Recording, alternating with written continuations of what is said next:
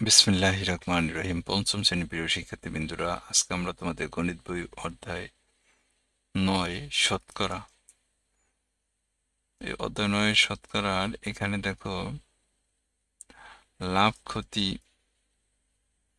এই লাভ ক্ষতি দিয়ে এখানে দুইটা উদাহরণের অঙ্ক আছে, এখানে দুইটা কাজ আছে। আজকে আমরা 98 পৃষ্ঠার অঙ্কের সমাধান করব প্রিয় শিক্ষার্থীবৃন্দরা।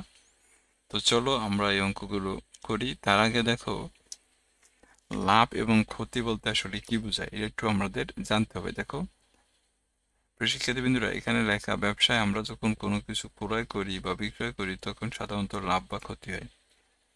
তাই ক্রয় মূল্য থেকে বিক্রয় মূল্য বেশি হলে লাভ হয়, বিক্রয় মূল্য থেকে ক্রয় মূল্য বেশি হলে ক্ষতি হয়।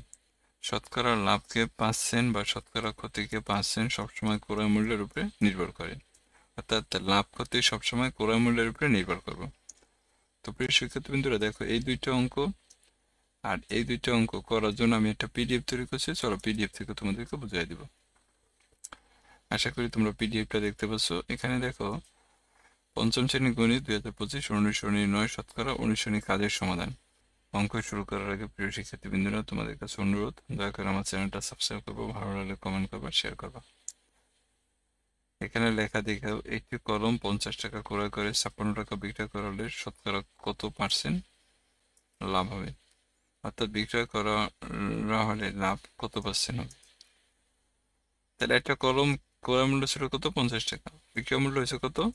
56 টাকা। তাই এখানে বিক্রয় মূল্য ক্রয় মূল্য অপেক্ষা বেশি। তো আমরা লিখছি, দেখো দেওয়া আছে কলমের ক্রয় মূল্য 50 টাকা এবং বিক্রয় মূল্য কত? 56 টাকা। তাহলে আমরা জানি ক্রয় মূল্য থেকে বিক্রয় মূল্য বেশি হলে কি হয়? লাভ। তাহলে লাভ নির্ণয়ের সূত্র কি? বিক্রয় মূল্য মাইনাস কত? ক্রয় মূল্য। তাই 56 টাকা থেকে 50 টাকা বিয়োগ করে কত? 6 টাকা আছে। এখন 50 টাকা লাভ হয় 6 টাকা, 1 টাকা লাভ হবে কম। এই যে এখানে 5% দেওয়ার কারণে এখানে আমরা কত? 100 শতকরা আনছি, তাহলে 100 টাকা লাভ হবে বেশি। এখন দেখো 50 100 ভিতরে কত? 2 বাজে, 2 দিয়ে 6 গুণ দিলে 12 টাকা, অর্থাৎ শতকরা লাভ কত? 12%। আশা করি তোমরা বুঝতে পারছো। এরপরে দেখো, একটি খাতা 15 টাকা ক্রয় করে 12 টাকা বিক্রয় করলে ক্ষতি কত হবে বা কত পার্সেন্ট ক্ষতি হবে?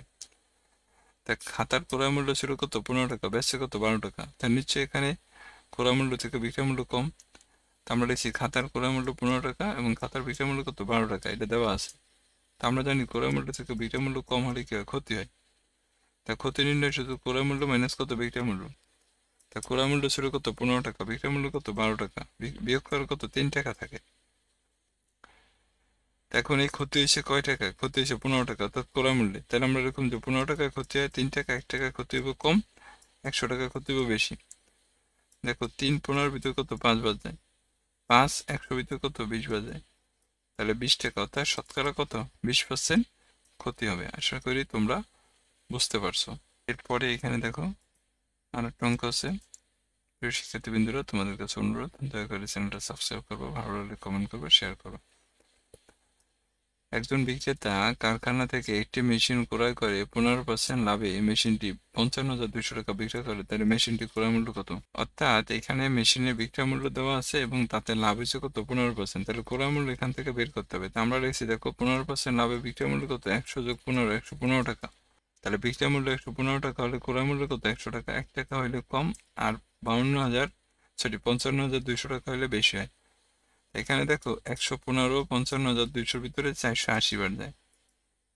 480 দিয়ে যদি তুমি 100 গুণ দাও তাহলে কত? 48,000 টাকা। অর্থাৎ তাহলে মেশিনটির ক্রয় মূল্য কত বেড়েছে? 48,000 টাকা বেড়েছে।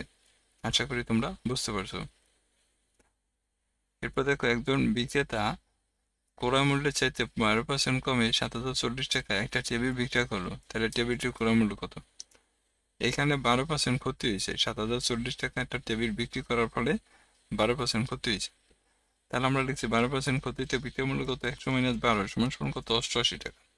তাহলে বিক্রয় মূল্য 88 টাকা হলে ক্রয় মূল্য 100 টাকা, 1 টাকা হইলে কম, আর 7,040 টাকা হইলে বেশি।